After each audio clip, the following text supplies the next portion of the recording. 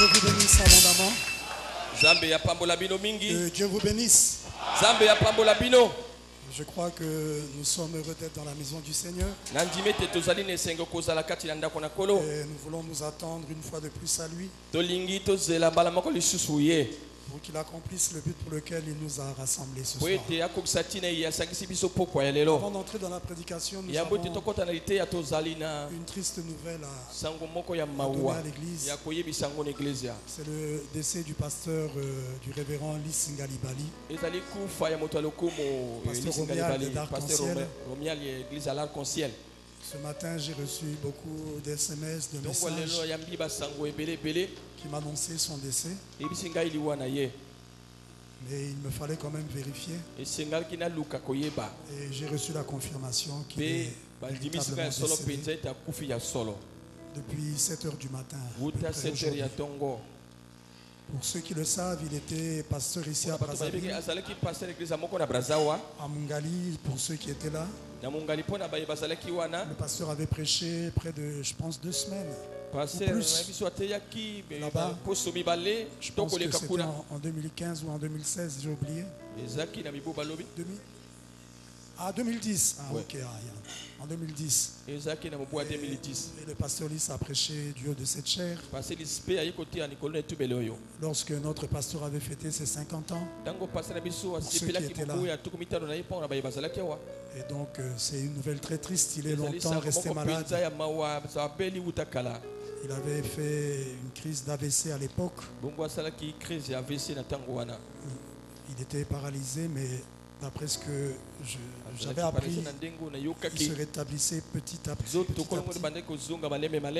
Mais nous ne savons pas dans quelles circonstances, qu'est-ce qui a fait qu'il décède.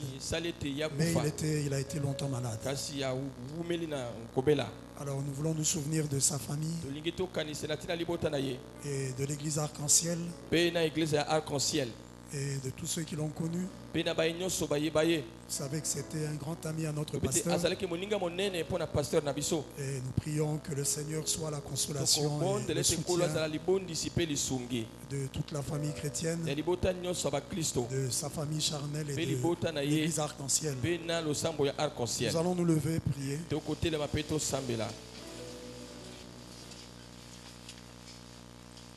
Nous allons garder une minute de silence en sa mémoire avant de prier.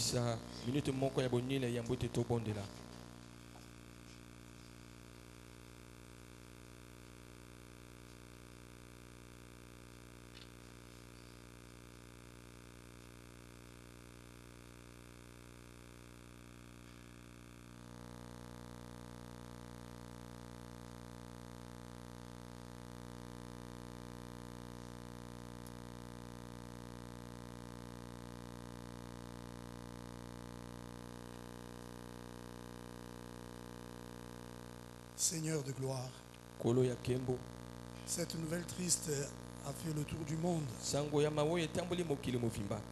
Car j'ai reçu des messages, des appels, même des États-Unis, afin de me demander si vraiment cette nouvelle était juste. Nous savons que tu as voulu retirer ton serviteur, un grand serviteur de Dieu que tu as élevé dans ce pays. Il est resté longtemps malade, Père. Et ce jour, tu as voulu le retirer. Que pouvons-nous te dire, Père? Ce que Job avait dit ce jour-là, il était prophète. Il était sous l'inspiration. Cela fait partie de ta parole, Père. Il avait dit: l'Éternel a donné, l'Éternel a repris. Que son nom soit béni. Seigneur, mais il a laissé une famille, une église, frères et des sœurs qui l'ont connu. Et c'est une grande perte dans le corps. Et nous prions, Père, que tu sois la consolation pour chacun. Console son épouse, ses enfants, toute la famille, Père. Console l'église Arc-en-Ciel, Tabernacle. Console tous ceux qui l'ont connu. Prends la prééminence de tout ce qui se fera, Père, pour ces obsèques. Nous ne savons pas où cela aura lieu. Si le corps sera rapatrié ici, mais que tout soit fait sous ta conduite et dans la paix. Accorde le Seigneur. Croyons, Père, que la vie sur la terre est un combat, c'est un désert. Mais de l'autre côté, c'est le repos éternel. Puisse son âme reposer en paix. Accorde le Seigneur. Sois avec nous, Père. Et conduis-nous en tout et pour tout. À toi, nous nous recommandons. Au nom du Seigneur Jésus-Christ. Amen. Amen. Que Dieu vous bénisse. Donc, vous pouvez vous rasseoir juste quelques instants. Donc, pour le reste, certainement que nous aurons les détails si le corps sera rapatrié ici, certainement. Et tout ce qui sera lié aux obsèques. Nous vous donnerons les détails, nous vous donnerons les informations nécessaires. Et je voulais aussi vous remercier parce que lundi, il y avait quand même beaucoup de bien-aimés au lieu de la veille. Alors que nous avons tenu un service à Talanga et pour à la veille de notre sœur Faustine Onanga. Et nous avons constaté qu'il y avait beaucoup de bien-aimés, que le Seigneur vous bénisse. Et je crois que c'était des moments bénis. Que Dieu bénisse le diacre Christian qui a apporté la parole là-bas. Et pour le programme des obsèques, au lieu de la veillée, lorsque nous avons apporté, moi et les présidents des diacres et le diacre Jodel, nous avons rencontré la famille, nous avons apporté notre contribution qui s'est élevée à 402 000. Et la famille nous a informé que l'enterrement aura lieu la semaine prochaine. Donc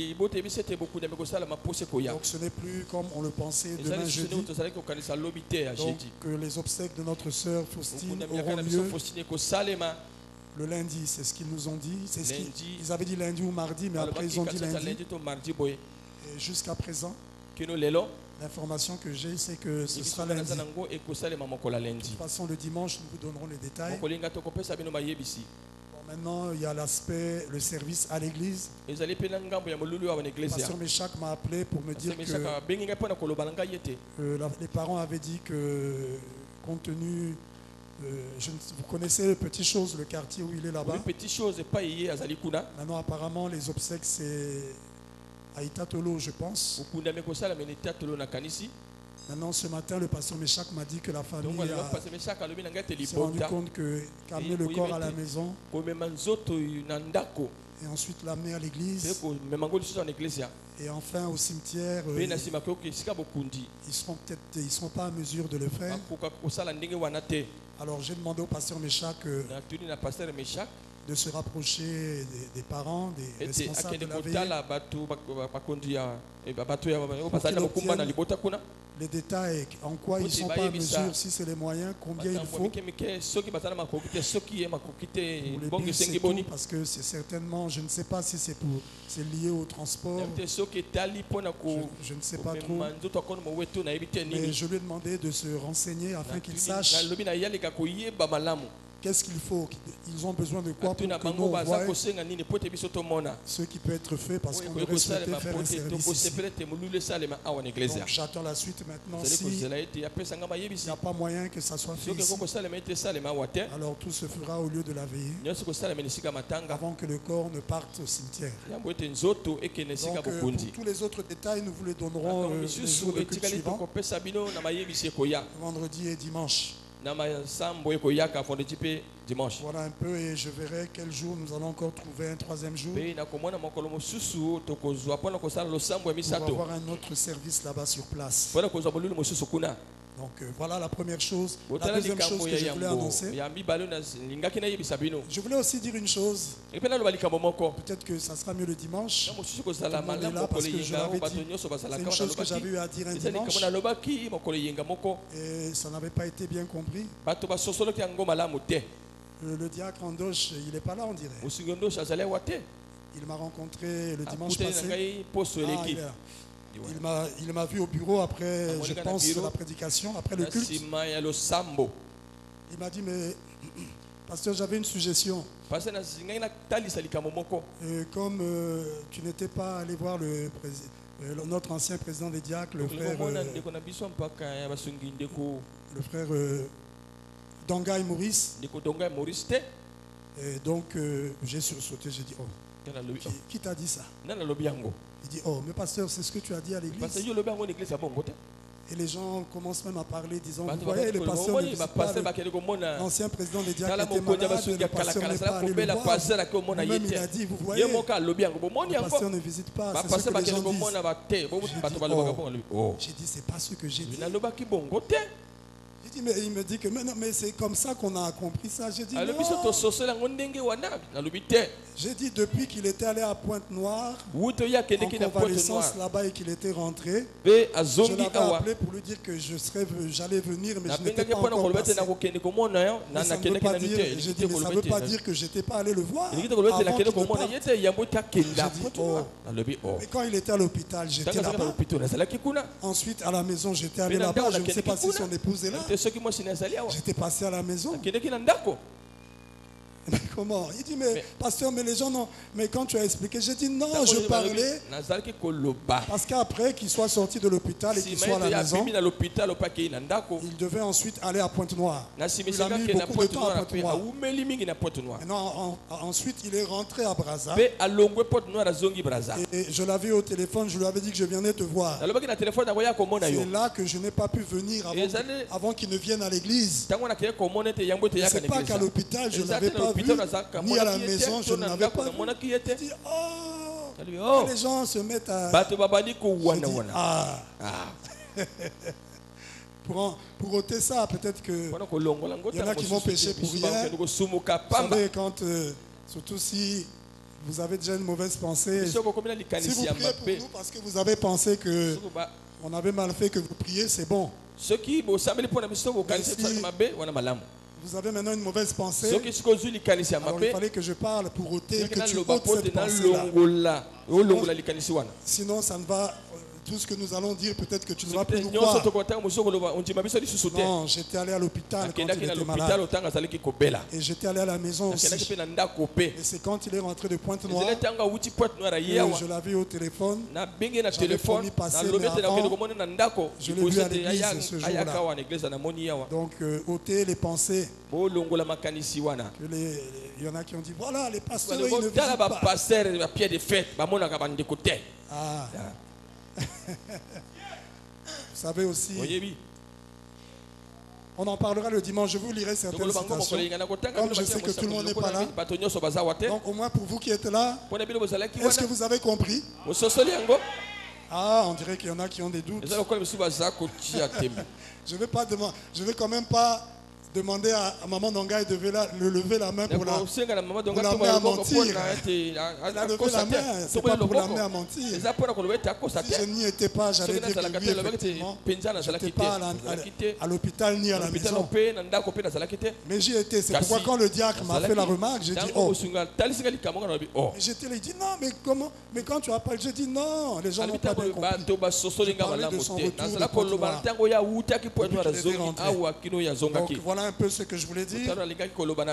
Maintenant, vous savez, je sais que vous aimeriez que le pasteur ou les pasteurs passent dans les maisons, c'est normal. C'est une requête juste. C'est une bonne chose aussi.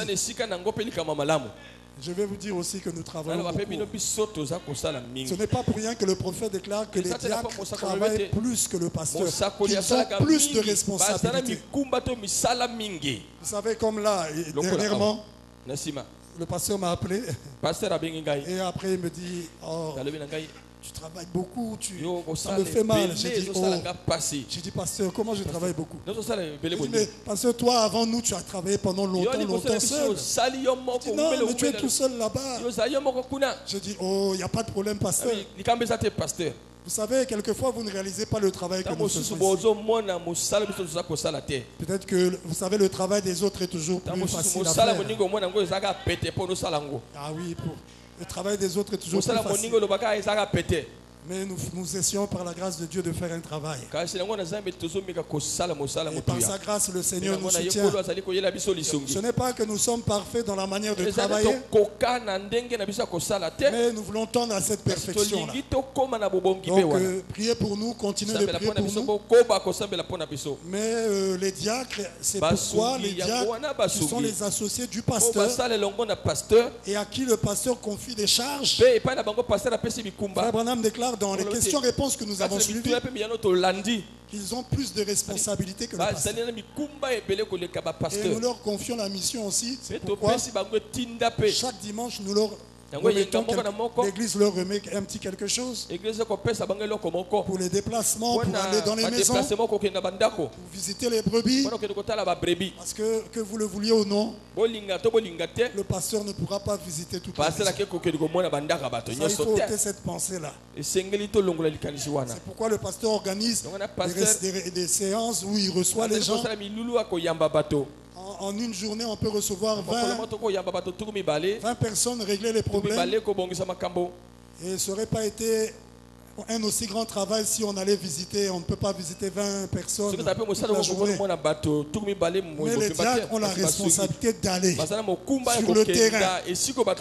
Maintenant, il arrive quand l'Esprit nous conduit ou quand le besoin est là, qu'on vienne à domicile pour résoudre un problème. Ça arrive.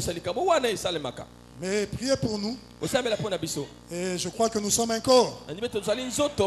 Et dans le corps, chaque membre jouant son rôle, c'est pour le bien-être du corps. Priez aussi pour nos diacres. Ce n'est pas aussi un travail facile pour eux. Mais priez aussi pour nous. Est-ce que c'est compris? Vous savez, frère Branham, un jour, quelqu'un lui a dit, oh, notre pasteur, on a eu un bon pasteur. Chaque soir, il vient chez nous, il visite les fidèles.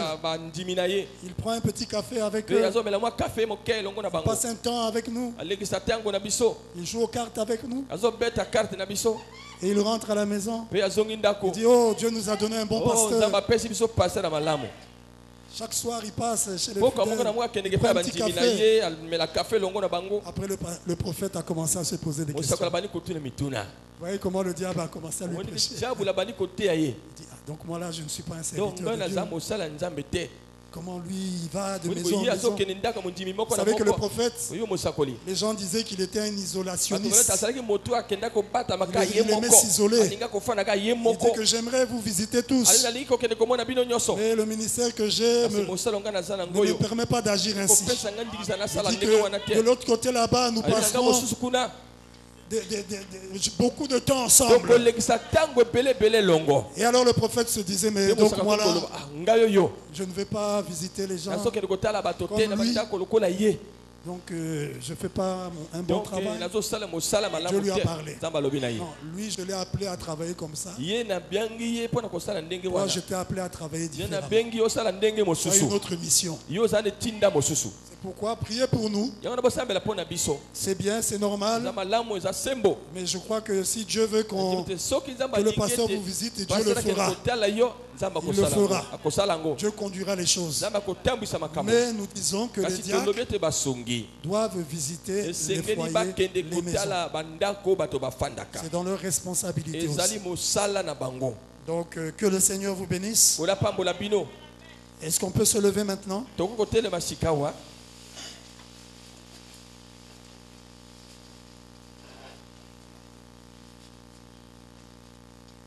Nous lisons en Psaume 130.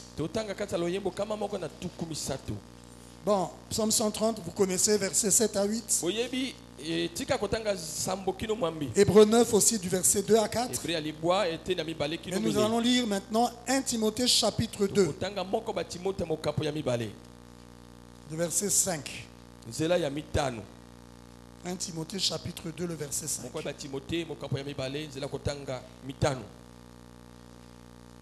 1 Timothée chapitre 2 le verset 5. Il est écrit. Verset 3, à partir du verset 3. Cela est bon et agréable devant Dieu notre Sauveur, qui veut que tous les hommes soient sauvés et parviennent à la connaissance de la vérité. Car il y a un seul Dieu et aussi un seul médiateur entre Dieu et les hommes, Jésus-Christ homme. Un seul médiateur entre Dieu et les hommes, Jésus-Christ homme. En 2 Corinthiens chapitre 13, le verset 14, il est écrit. 2 Corinthiens 13 verset 14. Et qu'est-ce que j'ai fait? 2 Corinthiens 13, ça arrête au verset 13. Ok. Non, 2 Corinthiens 13, le verset 13. Ça s'arrête au verset 13. Que la grâce du Seigneur Jésus-Christ, l'amour de Dieu et la communication du Saint-Esprit, la communication, communiquer, la communication du Saint-Esprit, communiquer c'est boyokani, hein? Ok, c'est ça, non? La communication du Saint-Esprit soit avec vous tous. La communication du Saint-Esprit. Seigneur, bénis ta parole. Oh Dieu, prends la prééminence de nos vies. Mets-nous hors le chemin, Père, et viens nous parler. Nous sommes ici pour toi. Seigneur, la triste nouvelle nous amène simplement à prendre conscience qu'un jour ça sera notre tour. Car aucun de nous ne vivrait éternellement sur la terre avant ton retour, non. C'est pourquoi, Père, laisse-nous nous préparer, sachant qu'il y a un temps pour chaque chose. Nous avons longtemps servi le monde. Laisse-nous te servir maintenant avec tout ce qui est en nous, Père, et vivre pour toi, afin que lorsque le temps sera là, pour que tu nous rappelles, que nous sachions que nous allons là-bas dans ce lieu de repos, où nous serons dans cette joie ineffable. Accorde-le pour chacun. Donne-nous de nous préparer pour cela. Au nom du Seigneur Jésus-Christ. Amen. Amen. Que le Seigneur vous bénisse. Alors nous sommes heureux d'être dans la maison du Seigneur. Et nous sommes en train de poursuivre notre étude que nous avons intitulée les 3 actes de la rédemption. Et nous avions montré que l'étude du premier compartiment, le premier compartiment du tabernacle, l'étude du parvis extérieur, nous a démontré clairement comment Christ, dans sa première venue, devait venir en tant que prophète pour accomplir l'œuvre du rachat. Dans le premier acte de la rédemption, Christ a exercé la fonction de prophète. Il a joué le rôle de prophète et le but pour accomplir une œuvre. Parce que chaque fonction implique une œuvre précise. Chaque fonction implique un travail précis. Et Christ, dans la première venue, dans la fonction de prophète, est venu accomplir l'œuvre du rachat. Nous avons vu qu'il devait devenir un homme. Il devait occuper la fonction de fils de l'homme, de prophète, un homme dans la nature douce et pure de l'agneau, afin de mourir en tant qu'agneau de Dieu qui ôte le péché du monde. Tout comme la mort était entrée par un seul homme, le premier Adam. Et Adam aussi était prophète. Il pouvait parler, la chose s'accomplissait. Il donnait des noms aux animaux. Il parlait sous inspiration. C'est lui qui avait reçu de Dieu la parole. Et il l'avait annoncé à Ève. Et tout comme Adam, le premier homme. C'est par lui que la mort est venue sur la terre. Adam qui était prophète. Et la vie et le rachat devaient venir sur la terre au travers du second et dernier Adam. Jésus-Christ, un homme qui devait avoir la fonction de prophète. C'est par lui que la vie, le rachat, le salut devait être accordé à l'humanité. Il est venu accomplir une œuvre de rachat. C'était Dieu lui-même sous la forme d'un homme. Dans la prédication, une bannière du 19 janvier 62, paragraphe 44, Frère Branham déclare: eh bien, le fait que l'homme fait cela montre qu'il y a une œuvre quelque part pour cette grande cause du rachat. Et Dieu a accompli cette œuvre-là. Cette œuvre du rachat, Dieu l'a accompli. C'est lui qui l'a fait, pas un autre homme. Et il a rendu cela très simple. Pour recevoir ça, c'est par la foi que tu reçois les bénéfices de cette œuvre. Mais c'est lui qui a accompli cette œuvre, personne d'autre. Il est devenu un homme en Jésus-Christ, un prophète avec une nature d'agneau pour accomplir l'œuvre de rachat, pour payer le prix pour notre rédemption, le prix de la mort. Dans les dons de Dieu trouvent toujours leur place. Du 22 décembre 63, Frère Branham déclare: toute l'œuvre de la rédemption est venue par un homme. Il crie Alléluia. La mort est venue par le premier homme. La vie est venue par le second Adam. Vous voyez, voilà. Il ne fait rien, car il devait utiliser un homme pour cela. Ensuite, il utilise un homme pour accomplir le rachat. Ainsi, la divinité est devenue Jéhovah, ou plutôt Jéhovah il est la divinité, et il est devenu un enfant. Il a pris la forme du péché afin de pouvoir racheter le pécheur. Est-ce que vous êtes avec moi? Voilà ce qu'il a accompli dans le premier acte de la rédemption. Lui, l'auteur de la rédemption, et le premier acteur de la rédemption. Il a porté un masque de prophète sur la terre pour payer le prix du rachat. Il a joué un certain rôle dans une pièce de théâtre. Il est devenu un homme pour racheter sa propre création. Nous ne sommes pas sauvés par le sang d'un juif ou d'un gentil. C'est Dieu lui-même qui est venu, qui a versé son sang pour l'œuvre de rachat. Et après qu'il ait accompli cette œuvre de rachat, il devait maintenant jouer un autre rôle, entrer dans une autre fonction pour accomplir une autre œuvre. Et cette œuvre, nous avons vu que c'est l'œuvre de médiation. Et pour accomplir cette œuvre, il devait occuper la fonction de sacrificateur. Christ devait être sacrificateur au ciel tout le long des 7 tâches de l'église.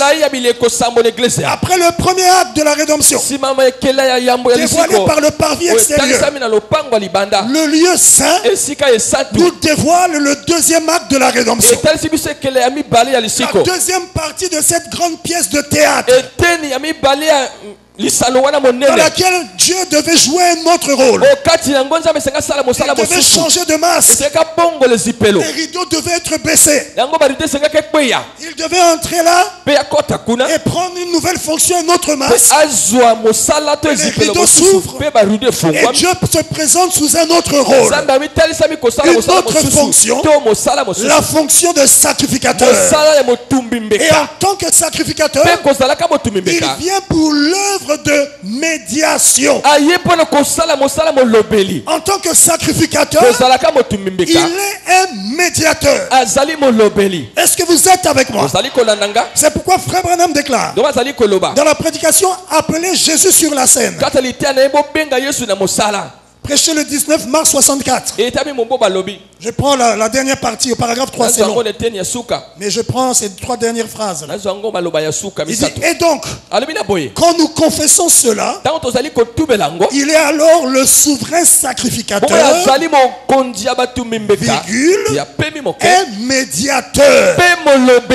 En tant que sacrificateur, il est médiateur. Et il vient jouer le rôle ou bien accomplir l'œuvre de médiation. Et dans l'Ancien Testament, le sacrificateur était un médiateur entre Dieu et les hommes. Oui, depuis l'Ancien Testament, les prophètes même que Dieu avait envoyés, c'était aussi des médiateurs, au travers duquel Dieu envoyait sa parole au peuple. Le prophète allait rencontrer Dieu comme Moïse au sommet de la montagne. Le peuple n'avait pas le droit de s'approcher de la montagne. Il devait attendre le retour du prophète Moïse, qui devait revenir avec la parole.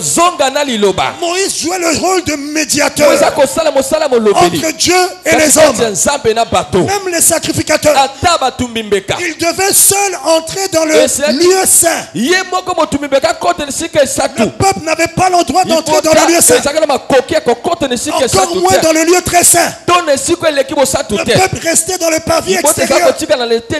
Et seul le sacrificateur avait le droit d'être dans le lieu saint, faire le service. Il jouait le rôle de médiateur entre Dieu et les hommes qui étaient dehors. Et si un homme essayait d'entrer là, c'était la mort. Parce que les hommes n'avaient pas le droit de jouer ce rôle. Le peuple, Dieu avait destiné ce rôle aux sacrificateurs. Ils étaient des médiateurs entre Dieu et le peuple. Mais tout cela n'était que des médiateurs qui annonçaient le véritable médiateur qui devait venir. Il n'était que des ombres, des types qui parlaient du vrai médiateur. Et nous avons lu en Timothée qu'il n'y a qu'un seul médiateur entre Dieu et les hommes. C'est Jésus-Christ homme. C'est lui le véritable médiateur qui devait venir pour rétablir la communication et la relation entre Dieu et le peuple. Nous avions donné la définition du mot médiateur. C'est une personne physique qui intervient pour faciliter une communication ou une relation. Et le dictionnaire continue. En latin, le médiator est un intercesseur. Donc le médiateur, il est intercesseur. Et il intervient pour faciliter une communication ou une relation. Chaque fois qu'un médiateur doit entrer sur scène, c'est qu'il y a un problème de communication. Il y a un problème de relation. C'est pourquoi le médiateur doit venir. Et il se tient entre les deux parties pour faciliter la communication, faciliter la relation. Chaque fois qu'un médiateur intervient, il y a un problème de relation. Il y a un problème de communication. Et nous avons vu que c'est depuis l'Éden que le problème de communication s'est posé. Lorsque l'homme est tombé dans le péché, ça a brisé la communication qu'il y avait entre Dieu et l'homme. Ça a brisé la relation qu'il y avait entre Dieu et l'homme. Alors qu'avant la chute, l'homme était en contact avec Dieu. Dieu lui parlait. Il parlait à Dieu. Il était en communication avec l'être surnaturel. Il vivait sous la conduite de Dieu. Il vivait dans une intimité avec le Créateur. Mais lorsque le péché est entré, cela a rompu la communication. Cela a brisé la relation. Et il fallait maintenant un médiateur pour faciliter la relation et la communication entre Dieu et les hommes. Est-ce qu'on peut dire Amen? Et cette véritable communication, cette véritable relation, ce ne sont pas les prophètes de l'Ancien Testament qui ont apporté ça, ni les sacrificateurs de l'Ancien Testament. Même s'ils étaient des médiateurs, mais ils annonçaient le vrai médiateur qui allait produire la véritable relation entre Dieu et les hommes. Pourquoi eux, ils n'ont pas accompli ça? Parce que quoi qu'ils étaient des médiateurs, mais la question du péché n'était pas réglée. Or c'est le péché qui avait brisé la communication, qui avait brisé la relation entre Dieu et les hommes. Et même s'il y avait des prophètes, des sacrificateurs, avec le sang des agneaux, mais le sang des agneaux ne pouvait pas ôter les péchés et rétablir la relation entre Dieu et les hommes. C'est pourquoi c'était quelque chose d'apparent. C'était un symbole qui annonçait que la véritable relation allait être rétablie quand le véritable agneau qui ôte le péché du monde allait venir. C'est pourquoi quand Jésus est venu en tant que prophète, dans la fonction de prophète, dans le premier acte de la rédemption, il a accompli l'œuvre du rachat. Il a payé le prix. Il a versé son sang. Et les péchés ont été ôtés de l'homme. Et quand il était à la croix, prêt à rendre l'âme, il a dit tout est accompli. Il avait été élevé entre le ciel et la terre. Il n'est pas mort sur la terre. Il n'est pas mort dans les cieux. Mais entre le ciel et la terre, pour montrer qu'il était le pont qui devait réconcilier les cieux avec la terre. C'est pourquoi il est mort entre le ciel et la terre. Est-ce que tu peux dire Amen? Il a ôté le péché. La question du péché a été réglée à la croix. C'est pourquoi il a dit tout est accompli. Parce que pour lui, dans sa foi et dans sa vision, il voyait déjà l'homme racheté, l'homme ramené à la condition initiale. Est-ce que vous êtes avec moi? Mais ce retour-là à la condition initiale attendait d'autres œuvres qui devaient s'accomplir. Mais à la croix, en payant le prix, dans ce prix-là, il y avait tout ce qu'il fallait pour la pleine rédemption de l'homme. Déjà là, à la croix, il a dit tout est accompli. Mais en fait, l'homme n'était pas encore pleinement racheté. Et Dieu, quand il voit la chose déjà accomplie. C'est pourquoi la vraie foi, c'est pas regarder à ta condition, c'est pas regarder à ce que tu sens, c'est pas regarder à ton problème. La vraie foi, c'est de voir la chose déjà réglée au travers de la promesse. C'est ça la foi.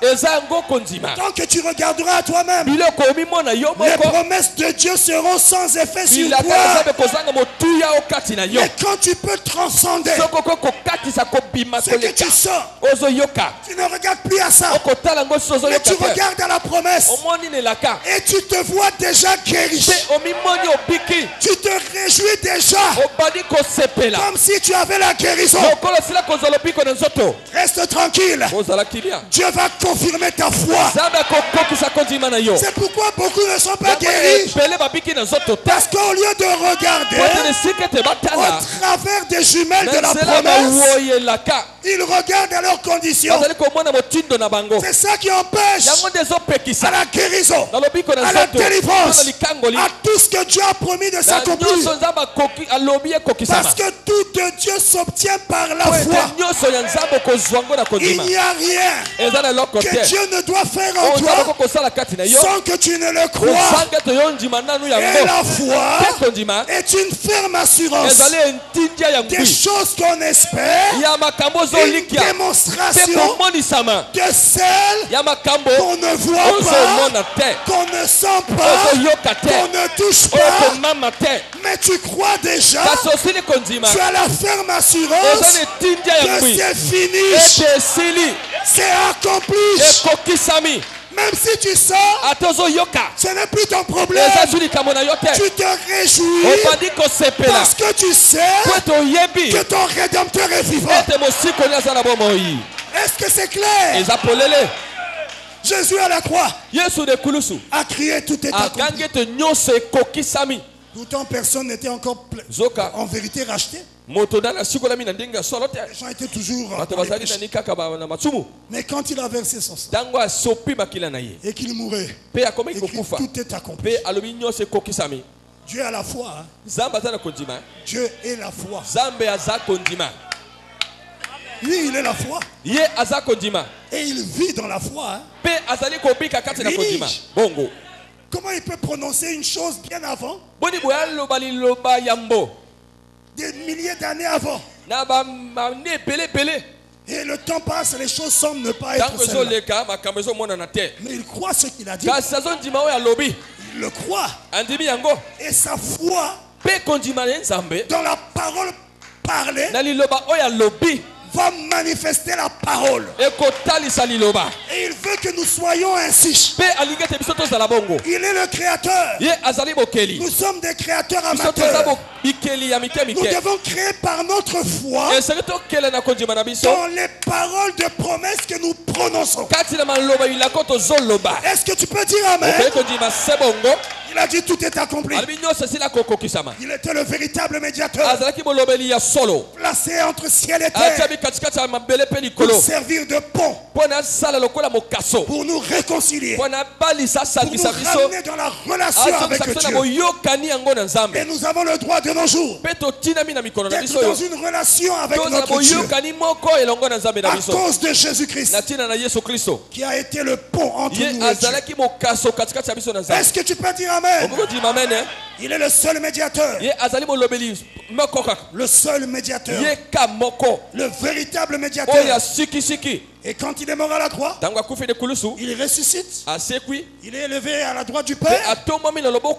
Il s'assied soit sur le trône du Père et il joue le rôle de sacrificateur, médiateur, tout le long de cet âge, pour faciliter la communication et la relation entre Dieu et l'homme à cause de l'œuvre qu'il a accomplie à la croix.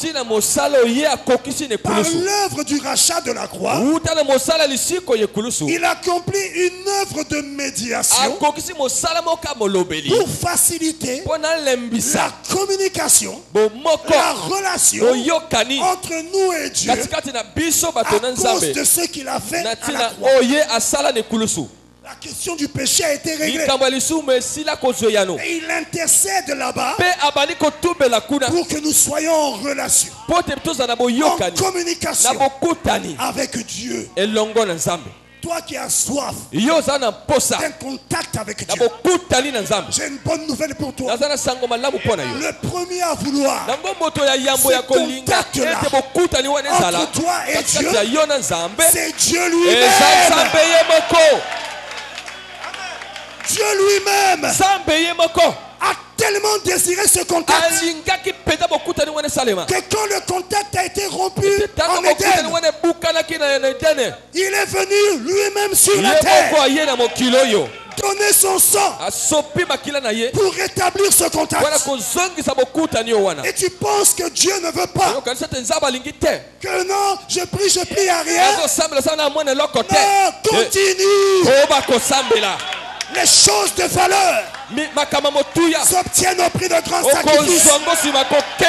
Dieu aussi teste. Il veut voir si tu crois, si tu as soif, si tu as vraiment le désir, et si tu as vraiment soif, quel que soit le temps qui passe, tu vas rester là.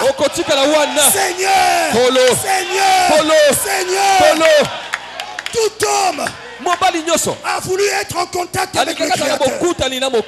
Oui. Dieu a placé une soif dans le cœur de l'homme pour être en contact avec lui. C'est Dieu lui-même qui a mis ça là.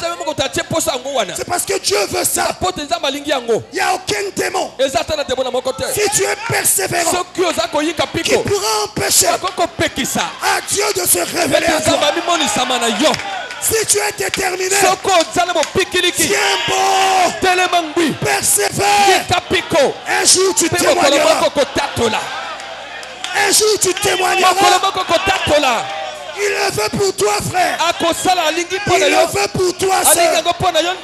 Il veut cette relation personnelle. Cette communication du Saint-Esprit entre toi et lui. Il veut te parler. Il veut te conduire. Il veut te diriger. Il veut être réel pour toi.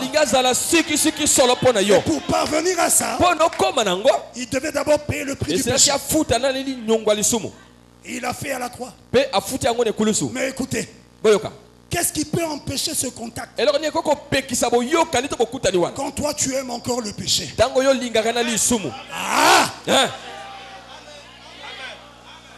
Dieu est le péché. C'est pourquoi il a payé le prix pour tes péchés. Mais si toi tu aimes encore le péché, comment Dieu va se révéler à toi? La Bible déclare: mes oreilles ne sont pas trop sourdes. Ne sont pas sourdes pour vous écouter. Ni ma main trop courte pour agir. Mais ce sont vos péchés qui vous cachent ma face. C'est quoi le péché? Est-ce que tu es avec moi? Est-ce que tu es avec moi? C'est pourquoi il dit: séparez-vous mon peuple et je vous accueillerai. Vous serez pour moi des fils et des filles. En d'autres termes, séparez-vous et je vous accueillerai. Et j'aurai avec vous une relation de père avec ses fils et ses filles. Oui. Tout comme un enfant a le droit d'avoir une relation avec son père, un contact. Quel est cet enfant qui acceptera que papa lui parle toujours par le boy, par le domestique, que papa lui parle toujours par le domestique? Quel est cet enfant qui voudra ça? Papa ne se fait jamais voir. L'enfant ne peut jamais voir son père. Mais la loi que le papa a prise, c'est par le domestique que je vais te donner des instructions. Je vais tout te dire. Mais toi, tu ne peux pas me voir. Tu ne peux pas parler avec moi. Quel est l'enfant qui voudra ça? On pense que même le domestique, lui, a même plus de faveur. Parce que lui, au moins, il voit le père. Il entend. Mais toi qui es pourtant dans une position plus élevée que le domestique, ton propre père, tu ne le vois pas. Tu ne l'entends pas directement. Non, tu vas te révolter. Et nous aussi, fils et filles de Dieu, qui avons compris que l'œuvre de Golgotha avait pour but de rétablir le contact, la communication, la relation entre le Père et nous. Nous ne sommes pas satisfaits d'écouter Dieu nous parler par le prophète, ou par le pasteur, ou par le prédicateur, ou par un vase. Non et non. Je veux une relation personnelle, une communication personnelle. Oui. Bongo. Jusqu'à quand? Pour qu'il me parle, il faut que ça soit un vase. Jusqu'à quand? Pour qu'il me parle, c'est seulement pendant la prédication. Oui, il parle par la prédication. Mais ce qu'il dit par la prédication a pour but d'établir entre lui et toi une véritable relation personnelle. Oppose que même si tu te retrouves seul en Chine, dans le village Wanzi, c'est moi qui ai inventé le nom, hein. Même si c'est dans le village Wanzi, pas d'église du message, mais tu as une relation personnelle avec ton créateur. Dieu veut nous amener là. Et oui, frère, ne sois pas juste satisfait d'être à la pierre de fête. Oh, je suis dans le message, mais tu es dans le message pour toi. Dieu ne t'a pas emmené dans le message pour rien. Frère Branham déclare, je n'ai pas apporté un message pour attirer les gens derrière moi, pour faire des dénominations. Non. Mais c'est pour amener les gens à une création personnelle avec le Créateur. Oui, c'est ça. Et tel père, Branham, quel fils nous devons être. Il a été un modèle. Il a manifesté cette fiche de relation avec Dieu pour nous montrer que ce que j'ai fait avec lui, c'est ce que je veux faire avec lui. Est-ce que tu peux dire amen? Mais pour arriver à ça, il faut être plus qu'un membre d'église.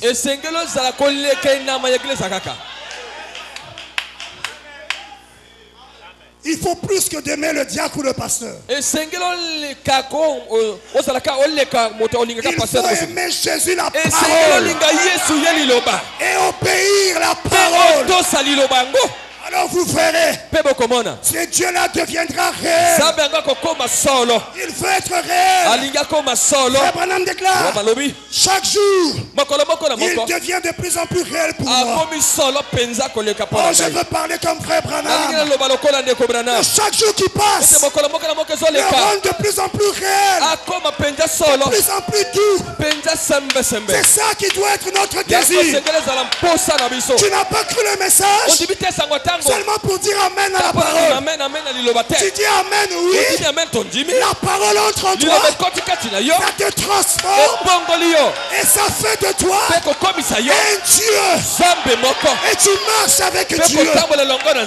Oui. C'est ce qu'il veut pour toi. C'est ce qu'il veut pour moi. Rétablir cette communication entre Dieu et les hommes. Et Jésus sur le trône, il joue le rôle de sacrificateur, médiateur, pour faciliter la communication et la relation entre Dieu et les ennemis. C'est pourquoi dès le premier âge, Paul avait reçu la révélation de cette grande fonction que Christ allait occuper, depuis qu'il devait partir au ciel, depuis qu'il était allé au ciel. Paul avait reçu la révélation de la fonction qu'il exerçait depuis qu'il était allé au ciel. Il dit en 1 Timothée 2,5, car il y a un seul Dieu et aussi un seul médiateur. Il n'a pas seulement dit il y a un médiateur, non. Oui, mais il met l'emphase. Il insiste que c'est vraiment un, en ajoutant un seul. Donc, là, il n'y a pas Marie. Là, il n'y a pas Saint-Tel. Oh, Saint-Antoine de Padoue. Saint-Antoine de Padoue. Oh, Saint-Tel. Il n'y a pas leur place. Là, il n'y a pas le pape. Un seul médiateur entre Dieu et les hommes. Jésus-Christ, homme, Est-ce que vous êtes avec moi? Un seul médiateur. Un seul. Pas que. Un seul. Si toi tu en as un autre que Jésus-Christ, tu ne seras jamais en contact avec Dieu. Jamais, jamais. Il n'y en a qu'un seul. Et quand Paul dévoile le mystère, il cite le nom de ce médiateur. Il dit Jésus-Christ. Il s'arrête pas là. Virgule. Homme. Oh, il précise l'homme. Il dit homme. Un seul médiateur. Jésus-Christ. Homme. Pourtant, il aurait pu s'arrêter à Jésus-Christ. Mais il ajoute homme. Pourquoi? Quel est le mystère? Jésus-Christ était à 100% homme. Mais il était aussi à 100% Dieu. Et Frère Branham déclare, qu'est-ce qui faisait de lui Dieu? La plénitude de la divinité habitait en lui corporellement. Il était à 100% Dieu, mais étant donné qu'il avait un corps de chair, il était aussi à 100% homme. Mais remarquez, pour payer le prix du rachat, il ne devait pas le payer en tant que Dieu. Il fallait qu'il meure en tant qu'homme. Parce qu'en tant que Dieu, il ne pouvait pas mourir. C'est pourquoi à Gethsemane, la plénitude de l'onction l'a quitté. Est-ce que tu es avec moi? Ça l'a quitté. Et quand il est allé à la croix, il était là homme. C'est pourquoi il a dit, mon Dieu, pourquoi m'as-tu abandonné? L'onction l'avait quitté. Il devait mourir en tant qu'homme. Pas seulement en tant qu'homme, mais en tant que pécheur. Dit Frère Branham, parce qu'il devait porter nos péchés. Il était juste. Il n'avait jamais péché. Mais il a pris nos péchés. Et il est devenu pécheur.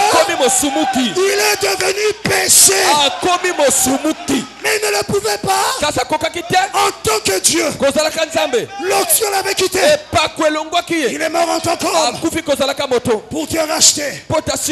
Est-ce que tu es avec moi? Pour payer le prix pour ton rachat. Parce que pour le rachat, il fallait un parent rédempteur. Le plus proche parent de l'homme. Dieu est devenu un homme. Et juste avant de mourir, la plénitude de Dieu a quitté.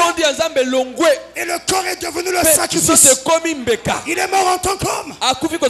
C'est pourquoi il pouvait pleurer. Il pouvait crier, donnez-moi à boire, j'ai soif. Mais 3 jours après, quand il devait ressusciter, il n'est pas ressuscité en tant qu'homme. Il ressuscite en tant que Dieu.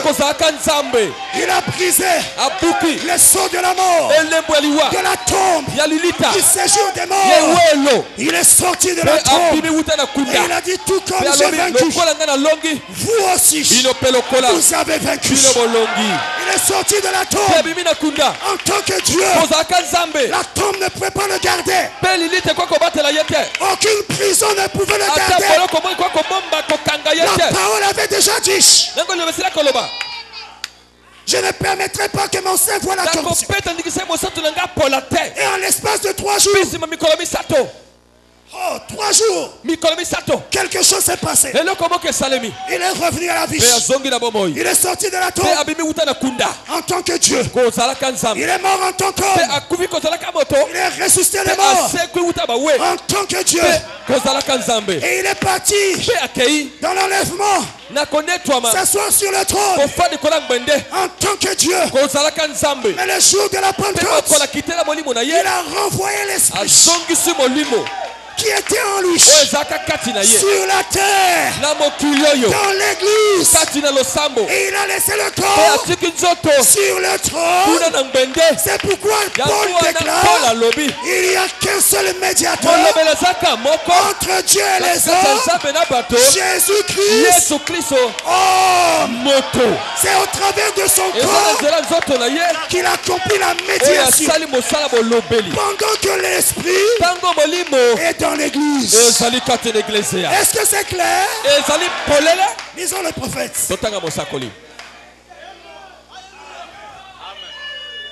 Oh, merci Dieu. Il a rétabli cette relation par sa mort. La relation qui avait été perdue. En Éden. Dans la prédication, un témoignage. Du 7 juin 53. Eh bien, Jésus a dit, si je rends témoignage de moi-même, mon témoignage n'est pas vrai. Je rends témoignage d'un autre. Mais je rends témoignage d'un autre. Ne parle pas toujours de toi, moi. Laisse les autres témoigner de toi. Laisse Dieu aussi témoigner de toi. Toi témoigne seulement des autres. Est-ce que tu es avec moi? Le moi est haïssable. Ah, le moi est haïssable. Il y a un adage qui dit ça. Aucun chrétien n'est pas là, moi. Même quand tu témoignes, et un langage spirituel, parle comme frère Branham. Le Saint-Esprit a fait. Quelquefois tu peux te dire, mais par qui? Pourtant c'est par lui. Mais il dit pas que moi j'ai. Mais le Saint-Esprit a. Est-ce que c'est clair? Parce que l'humilité précède la gloire. Ainsi, si un homme vient et dit, eh bien, je suis le guérisseur, eh bien, il témoigne de lui-même. Et son témoignage n'est pas vrai. Car il y a un seul guérisseur. C'est Dieu. Et il y a un seul médiateur entre Dieu et les hommes. C'est l'homme Jésus-Christ. C'est lui qui était mort pour rétablir une fois de plus la relation autrefois perdue entre Dieu et l'homme. Et comment il devait rétablir ça? En payant le prix du péché. Réglons la question du péché qui avait séparé l'homme du Créateur. Quand il a payé ce prix-là, alors il va au ciel et il joue le rôle de médiateur intercesseur pour que toi et moi soyons en relation avec Dieu. Il n'y a plus rien qui doit nous empêcher d'être en relation avec Dieu. Et cette relation-là, c'est la communion. Est-ce que tu peux dire amen? Il est mort pour que la communion entre l'homme et Dieu soit rétablie. La communion avec notre Père. Il est le médiateur qui restaure la communion. C'est ça la relation entre nous et Dieu. Dans la prédication de la résurrection du 5 décembre 53. Le 5 décembre 53. Frère Branham déclare au paragraphe 23. Bon, mettons de côté nos soucis. Il y a un instant maintenant. Ça c'est bien. Mettons de côté nos soucis. Pendant les quelques prochaines minutes. Et parlons-lui. Donc quand tu lui parles avec les soucis aussi, c'est pas bon. Mais à côté les soucis. Il dit inclinons d'abord la tête. Et frère Branham prie. Hey, Papa, nous te remercions aujourd'hui pour le cœur heureux, joyeux, chose qui est rendue possible uniquement par Jésus-Christ. Comment pourrions-nous ne pas être heureux, sachant ce que nous savons? Vraiment, frère. En sachant ce que tu sais là du message. Si tu as vraiment cru le message, tu as cru le but du message, comment ne peux-tu pas être heureux? En sachant ce que nous savons, nous te sommes très reconnaissants de te soucier de nous, pour nous amener dans cette glorieuse communion fraternelle et aussi dans cette grande relation avec toi. Quelle relation? 2 points. La communion fraternelle par Christ. La relation avec Dieu par le Fils de Dieu. Il y a des citations quand Frère Branham parle de la communion fraternelle. Il parle de cette communion avec Christ. La communion fraternelle dans le message ne signifie pas la communion entre les frères. Mais nous sommes dans l'âge où Dieu devient l'ami, comme il était l'ami d'Abraham. Ah oui, la Bible déclare Abraham était l'ami de Dieu. Et Dieu l'avait visité. Lors de la 7e visitation, dans la forme humaine, il a marché avec Abraham. Il a parlé avec Abraham. Est-ce que vous êtes avec moi? Il a mangé avec Abraham. C'était une communion fraternelle avec Dieu. Et ça a fait d'Abraham un médiateur. Parce qu'Élohim, il allait à Sodome. Il a dit, cacherai-je à Abraham ce que je vais faire? Il lui a dit, les cris de Sodome, les péchés de là-bas sont parvenus jusqu'à moi. Je m'en vais pour voir si ce que j'ai entendu c'est ça. Je vais détruire. Abraham, sachant qu'il avait son neveu, il savait qu'il avait une communion fraternelle avec Dieu. Dans l'âge de la communion, dans la 7e visitation, tout comme à Enoch le 7e depuis Adam. Enoch, lui, il avait marché avec Dieu. S'il avait marché avec Dieu, c'est que Dieu avait marché avec lui. C'était la communion. Et nous sommes dans la 7e âge. La même chose s'est faite avec Israël. Israël a eu 7 âges. Mais au 7e âge d'Israël, Dieu est venu sur la terre en Jésus-Christ. Il a marché avec les Juifs. Mais peu de Juifs l'ont reconnu. Mais c'était Dieu dans l'âge de la communion fraternelle avec les hommes. Dieu veut communier avec toi. Il veut communier avec toi. Tout comme un mari a besoin de communier avec sa femme. Oui, oui, oui. C'est pas seulement quand il y a des problèmes que vous devez parler. Il y a des couples qui ne parlent que quand il y a des problèmes. Mais quand il n'y a pas de problème, l'homme est toujours là. Parce qu'il pense qu'en étant comme ça, je suis un vrai chef. Tu deviens Hitler. Le mariage, c'est pas. Comme ça, la femme ne peut pas jouer avec.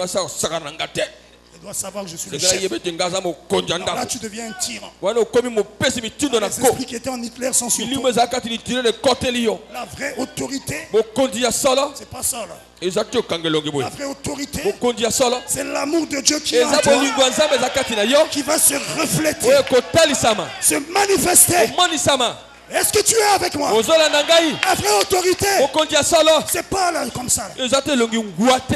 On ne parle que quand il y a des problèmes. On ne peut pas voir l'homme et la femme ensemble. Assis tous les deux ensemble. Le diacre Jodel et sa femme par exemple. Le diacre Jodel et sa femme. Sur le fauteuil assis. Et ils parlent. Ils se mettent à rire. C'est ça le foyer. N'est pas la vision du foyer selon le monde ou selon les traditions. Non, les femmes, c'est les femmes. L'homme doit être seulement. Au village, c'est. Là, il n'y a que les hommes là. La femme. Il ne faut pas avoir cette vision là. Un mari doit manifester. Les mariés, on ne dit pas amen. Et c'est ça qui fait la joie du mariage. Je vous dis la vérité. C'est ce qu'était frère Branham. Beaucoup ont été déformés à cause de ce qu'ils ont vu dans les foyers de leurs parents. Et ils prennent ça comme modèle. Moi, mon père ne jouait pas avec les femmes. Il avait plusieurs femmes. C'est pourquoi moi aussi, je vois que j'ai l'appel à la polygamie. Au lieu d'imiter Jésus, il veut imiter le papa. Et le papa n'est pas le modèle. Le modèle, c'est la parole. Amen. Oh, papa ne jouait pas. Il tapait. Quand papa tapait, c'était. Et c'est ça. La renommée de papa est fondée sur le fait qu'il était dictateur, un tapeur, un boxeur. Et toi, tu veux reproduire ça dans ton foyer. C'est pourquoi, avant de vous marier, vous devez mourir à vous-même et recevoir le Saint-Esprit.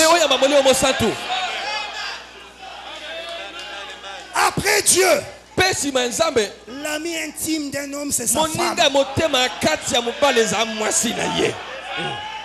Est-ce que les hommes peuvent dire amen? Après Dieu, l'ami le plus intime d'un homme,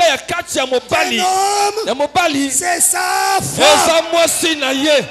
Après Dieu, l'ami le plus intime d'une femme, est-ce que les sœurs, on peut dire amen? Mais un ami intime, on est dans la joie d'être ensemble. Et oui, il y a des fois quand le père rentre, tous ceux qui étaient dans la joie, les enfants qui étaient dans la femme même commence à tourner.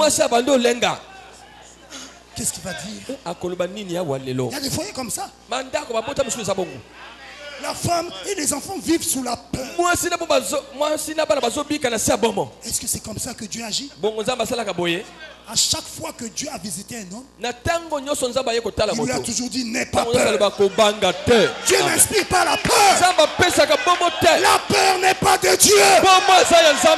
Dieu veut l'harmonie, une relation de communion fraternelle. Monsieur et madame rient ensemble. Chérie-toi là. Oh chérie, si Dieu ne m'avait pas donné à moi, je ne sais pas ce que je serais devenu. Et la femme est contente. Chérie, toi aussi. Si ce n'était pas toi, je ne sais pas. Et vous êtes heureux. Oh.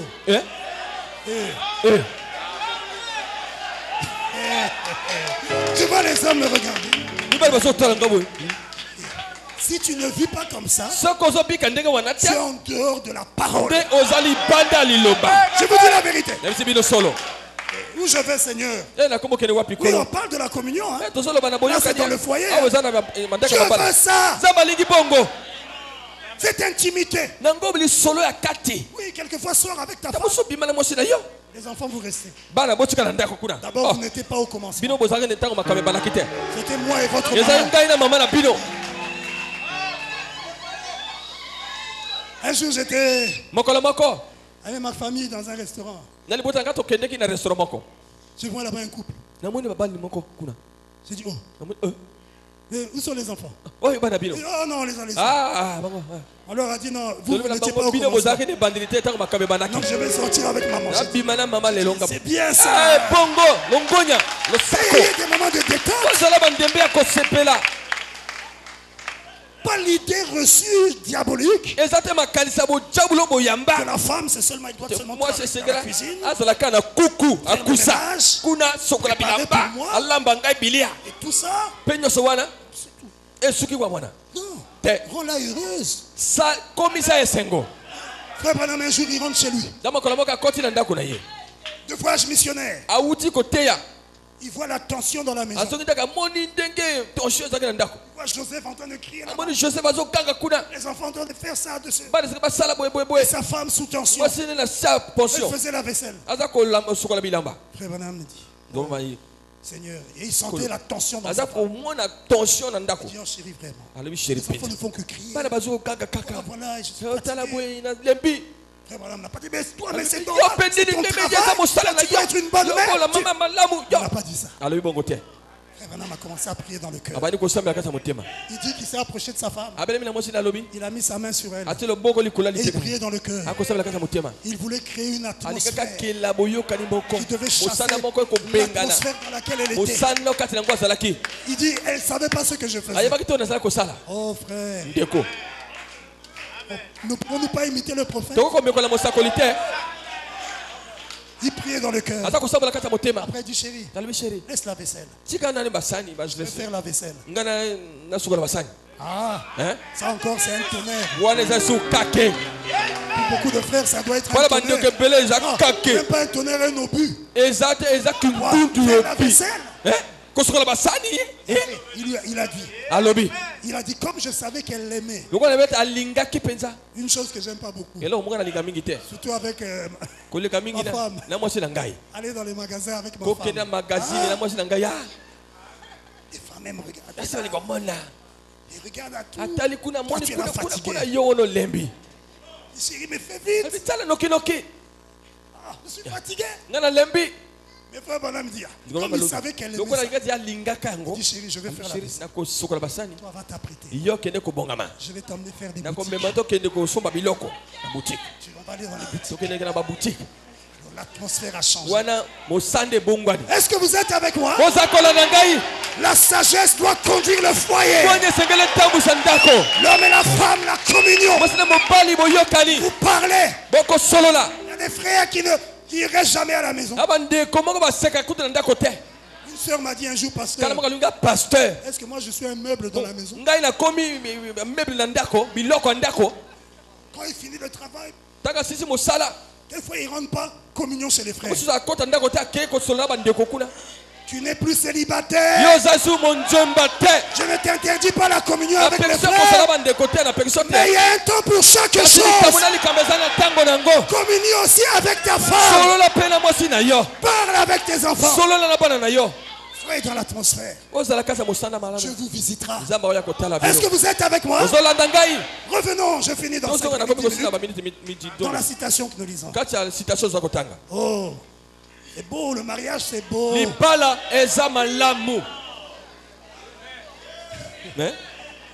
Mais Jonas, le mariage c'est beau. C'est beau aussi. Tu as pu trouver quelque chose de meilleur à donner à sa fille. En dehors de la femme, il aurait donné. Mais il a donné la femme.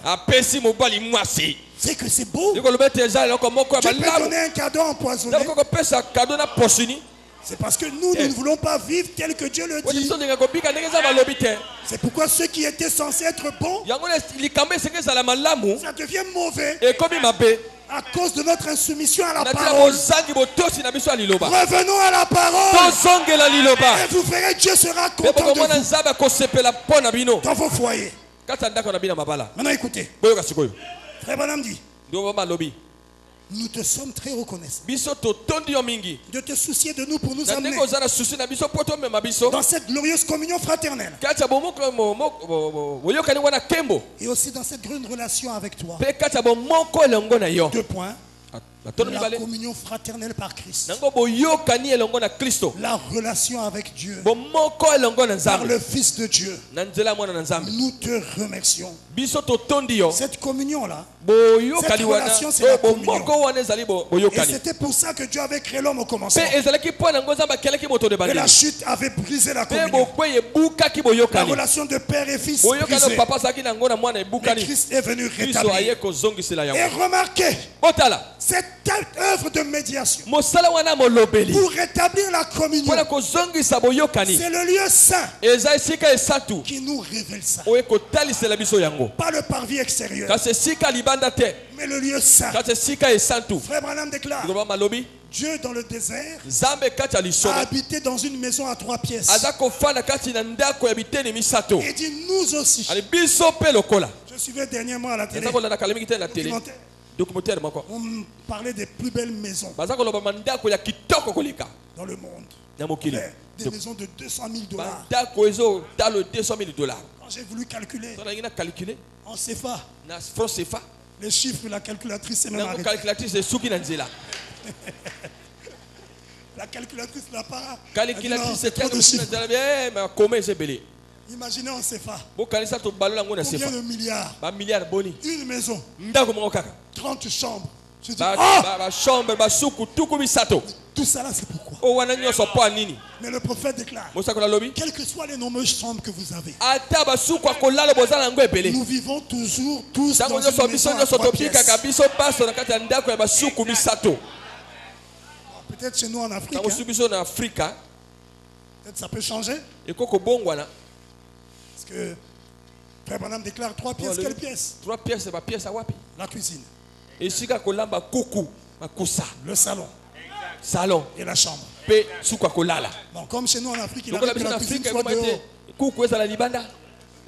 Ou c'est juste le bois dehors. Ça arrive. Donc il n'y a pas la cuisine. Pourquoi j'ai dit peut-être chez nous en Afrique ça change. Mais le prophète déclare, nous vivons tous dans une maison à 3 pièces. Et il dit que la cuisine représente le parvis extérieur. Il dit que le salon, c'est le lieu saint. Il dit que le salon, c'est l'endroit où vous avez communion avec les gens, où vous parlez. La cuisine, c'est pour manger. Pourquoi c'était dans le parvis extérieur qu'on tuait l'agneau, et on le prenait, on le mettait sur le bois dans le parvis extérieur qui représente la cuisine. Mais le salon, c'est le lieu de communion. Vous parlez. Est-ce que vous êtes avec moi? Et Frère Branham déclare que dans le lieu saint, écoutez Frère Branham dans une vie cachée. Avant que je finisse là, je lis cette citation. Il dit que c'est dans le salon où nous communions. Dans une vie cachée. Ici, octobre 55. Paragraphe 26. Dans le temple temporel, il était dans le parvis, le lieu saint et le saint des saints. Chacun d'eux était séparé de l'autre. Et chacun avait un équipement différent pour montrer la demeure.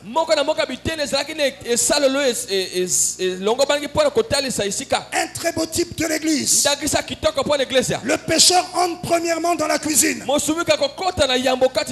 ainsi dire, la cuisine, c'est là où vous mangez.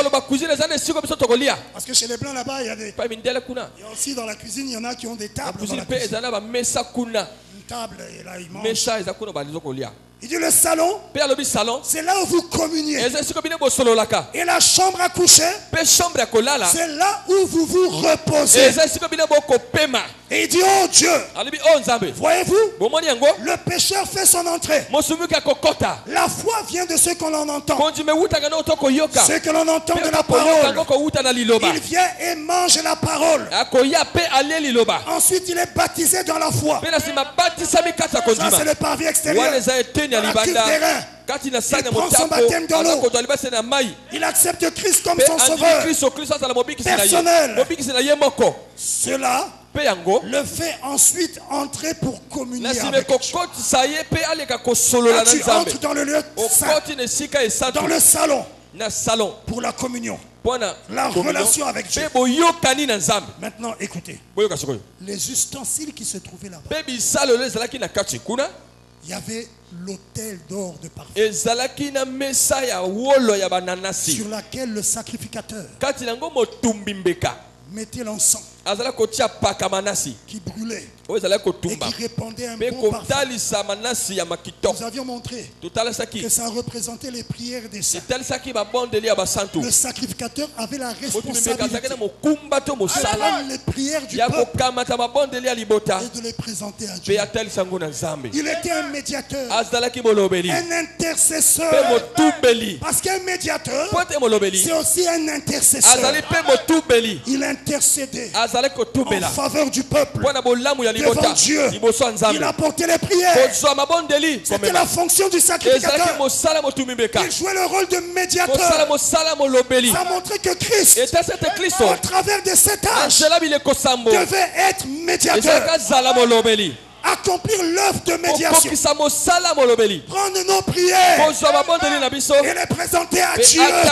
C'est pourquoi il a dit: tout ce que vous demanderez à Dieu en mon nom, je le ferai. Parce qu'il est le médiateur. Même pour les prières. Frère Branham déclare: si je viens en mon nom, tu ne me recevras pas, Père. Mais je viens au nom de Jésus-Christ. Quand tu viens au nom de Jésus, tu viens au nom du médiateur. Et le nom de Jésus, c'est le nom de la victoire. Un jour, frère Branham, il est allé visiter des gens qui faisaient des tours de magie. Et là, c'était pas la magie fabriquée. C'est vraiment les esprits à l'œuvre. Il y a des magiciens qui sont des imitateurs. Et il y a des vrais magiciens. Il y a des féticheurs imitateurs. Mais il y a aussi des vrais féticheurs. Est-ce que vous êtes avec moi? Il y a des gens qu'on appelle des médiums qui sont des imitateurs. Mais il y a des vrais médiums qui entrent en contact avec les morts. Et frère Branham avait entendu parler d'un groupe. Là-bas, on a invoqué les esprits des morts. Et l'esprit venait. La table pouvait se soulever. Vous êtes là, hein? La table se lève. La chaise se lève. Et frère Branham dit: je vais aller là-bas. Quel prophète! Je vais aller tester. Arrivé là-bas, celui qui était là faisant ses pratiques, il demandait aux gens de rabaisser la table. Les gens s'efforçaient. Il n'arrivait pas à ramener la table. Les esprits étaient là. C'était un endroit où il y avait plein d'esprits. Mais frère Branham savait qui il est. Il n'avait pas peur des esprits. Si je suis invité à l'église catholique, je vais aller là-bas. Je vais m'asseoir. Amen. Amen. Oh non, c'est le repère des oiseaux. Laissez-moi ça.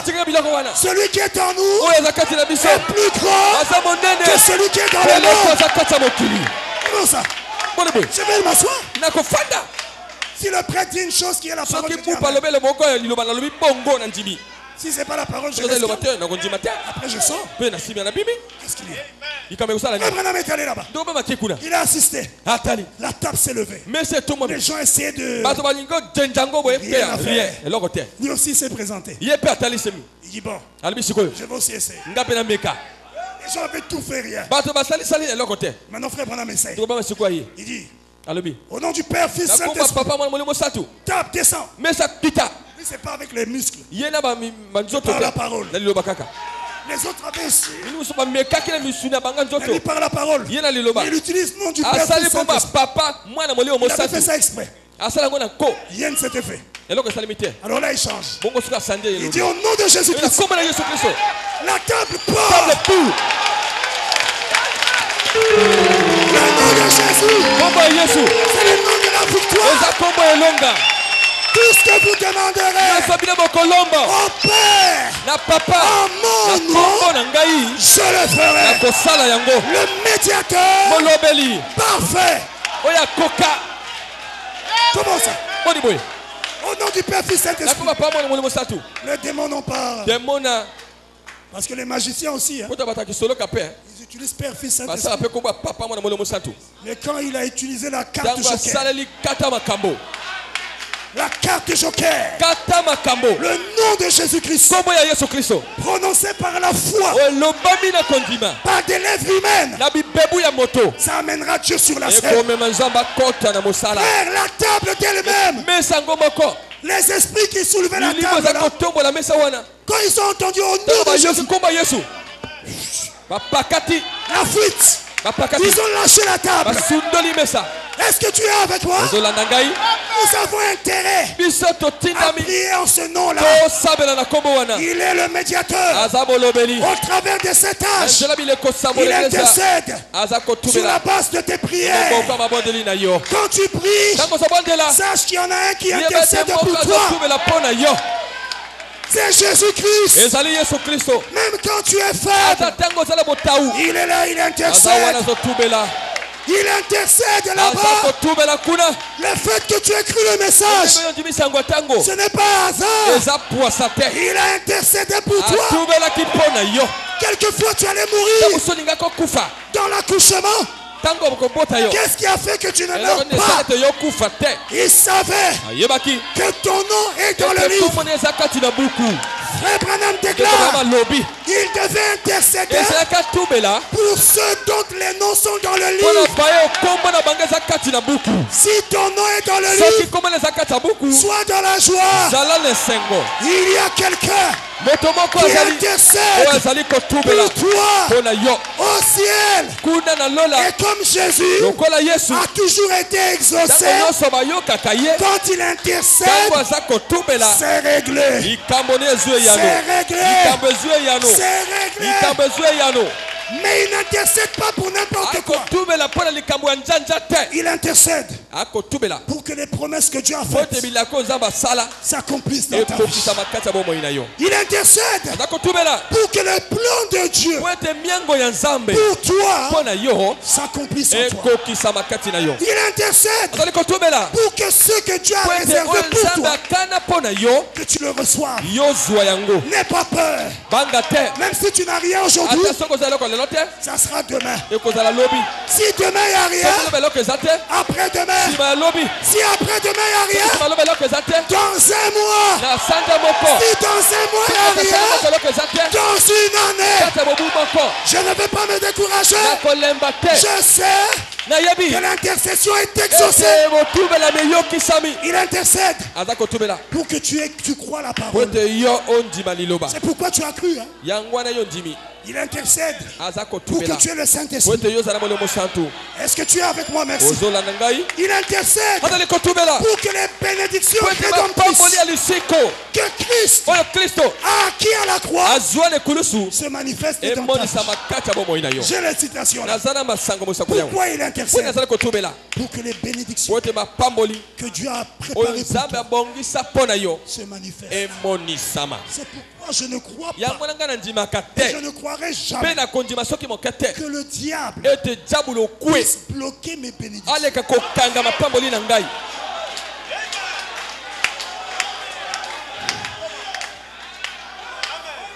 Il va combattre, oui.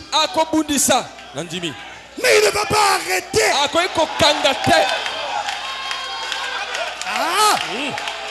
Non, non et non. Daniel avait prié.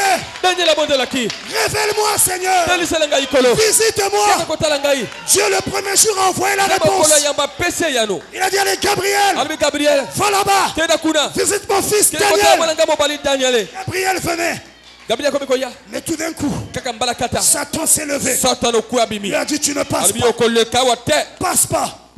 Il lui a bloqué le chemin. Un jour, Daniel priait. Pas de solution. 2 jours. Pas de solution. 3 jours. Oh Daniel. Il n'a pas lâché. 4 jours. 5 jours. 6 jours. Le 21e jour. Daniel prie. Dieu au trône dit, j'ai déjà envoyé la réponse. Pourquoi il m'embête encore? Je regarde au-delà de la rampe de l'éternité. Il voit Gabriel bloqué par le roi des Mèdes et des Perses. Satan qui bloquait le chemin. Dieu a dit, Satan bloque le chemin de Gabriel. Il bloque la bénédiction de Daniel. Il bloque la réponse que j'ai envoyée à mon fils Daniel. Il dit, Michael, va là-bas. Michael s'est levé. Il a dégainé l'épée. Il est descendu vers Daniel, vers Gabriel. Quand Satan a vu Michael, il a reconnu, c'est lui qui m'avait vaincu au ciel. Il a reconnu, c'est lui qui m'a toujours vaincu. Même quand Moïse est mort, Satan voulait prendre le corps. J'ai envoyé Michael. Quand Michael s'est pointé, Satan a fui. Il reconnaît celui qui l'avait vaincu. Quand Michael est descendu, Satan a vu. Il a fui. Le chemin de la bénédiction de Daniel était libre, était ouvert. Si Daniel savait, il ne savait pas que ce sont ses prières qui avaient débloqué le chemin. Par ses prières, Michael est descendu. Et le prophète déclare, en ce temps de la fin, Michael, le défenseur du peuple, viendra. Et il dit, Michael, c'est Christ. Et il a été photographié.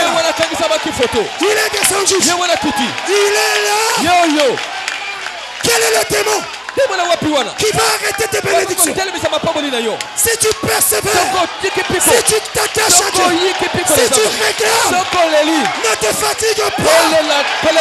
Au temps marqué, la bénédiction sera là. Le juste vivra par la foi. Nous ne sommes pas des lâches. Nous ne sommes pas des lâches. Je vais mourir dans la foi. Je vais croire jusqu'à la fin. Il répondra. Michael est déjà ici. Toutes les bénédictions nous appartiennent. Shalom. Levons-nous, nous allons prier.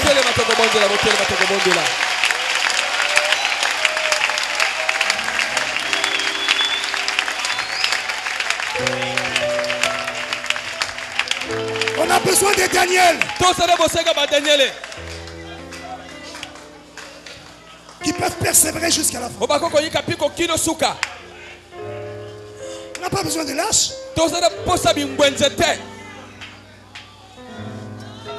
Il croit un jour après, le lendemain il lâche. Il croit encore le surlendemain après. Il lâche. Il prie aujourd'hui après. Oh non, Dieu il n'exauce pas. Où sont ces gens qui vont prier jusqu'à exaucement? Quel que soit le temps que ça prend, Dieu répond aux prières. Il répond au moment favorable. Il connaît le meilleur moment. Toi tu ne connais pas. Tu veux que tout se fasse comme tu le veux? Non, réclame, attache-toi, persévère. Même au moment où tu t'y attends pas, la réponse de Dieu viendra. Frère Branham déclare, Dieu répond toujours à une prière sincère. Sois sincère, persévère. Il va répondre. Surtout que nous avons Michael. Il est vrai que Satan, c'est le prince de la puissance de l'air, qui bloque les bénédictions de Dieu. Oui, c'est ça. Mais il y a aussi Michael qui débloque. Si tu persévères comme Daniel. C'est pourquoi j'ai dit je ne crois pas que les bénédictions sont bloquées. Je prie rien. Je sais que ce n'est pas aujourd'hui, donc c'est demain. Je continue de prier. C'est après-demain. Voilà la foi. Alors que nous allons fermer les yeux et que le compteur des chants vienne, entonner un cantique bien aimé. Dans le nom de Jésus, dans le nom de Jésus, nous avons la victoire. Le nom de Jésus, dans le nom de Jésus, nous avons la victoire. Oh, alléluia. Ça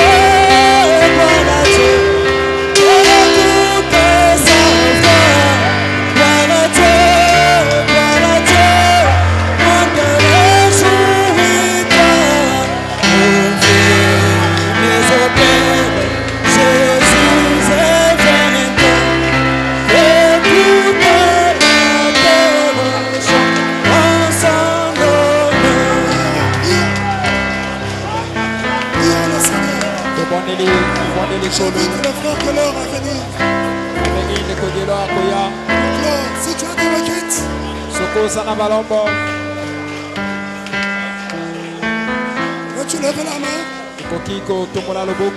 Alors que le frère que l'on va prier.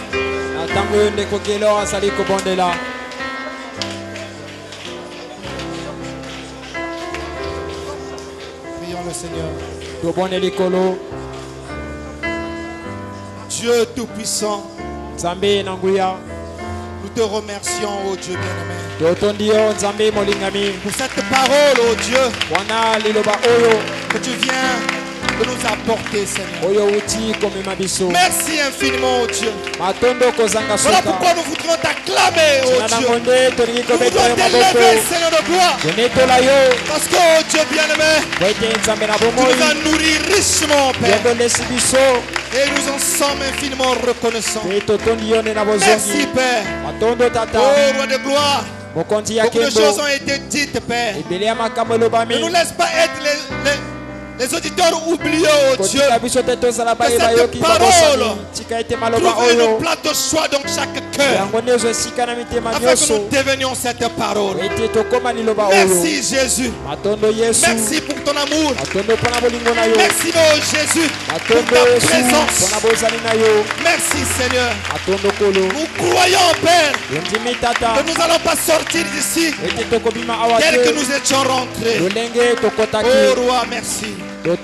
Père éternel, chacun de nous ici représente une nécessité, Père.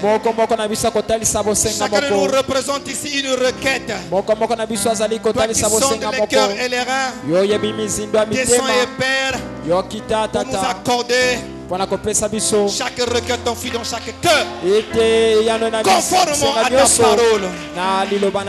Laisse-nous, Seigneur de gloire, être des Daniel, devant chaque situation, nous puissions invoquer au Dieu afin que tu nous répondes, Seigneur de gloire. N'est-ce pas, tu as dit par William Branham, une prière sincère a toujours été exaucée. Aide-nous, Père éternel, à t'adresser les prières sincères, afin que nous puissions recevoir de toi ce dont nous attendons. Aide-nous à être, oh Dieu, des vaillants guerriers, afin qu'à la fin de la route, quand nous regarderons le chemin parcouru, nous puissions voir les dégâts causés dans les camps de l'ennemi. Oh Dieu, accorde-nous cela, Seigneur. Guéris chaque malade qui est rentré ici, afin qu'il soit, au Père éternel, en joie quand tu rentreras chez lui, Seigneur. Bénis-nous richement. Où est nos âmes, esprit et corps, et donne-nous la force pour continuer cette marche. Accorde-nous cela, Père. Bénis ton serviteur, notre pasteur, par qui tu viens de prêcher. Où est le davantage? Restaure-le, oh Dieu, afin qu'il soit encore une bénédiction pour nous, Seigneur. Accorde-nous cela. Alors que nous sommes arrivés à la fin, Seigneur, amène chacun de nous dans nos maisons respectives. Et s'il y a un lendemain, Père, fais que nous nous retrouvions encore ici autour de ta parole. Alors nous t'acclamons, Père, une fois de plus, au nom tout-puissant du Seigneur Jésus. Reçois la gloire, l'honneur, la puissance, l'élévation, Père, au siècle des siècles. Oh Dieu, merci. Rentre avec chacun de nous dans le tout-puissant nom du Seigneur Jésus. Et pour ta gloire seule, nous avons ainsi prié et demandé. Amen.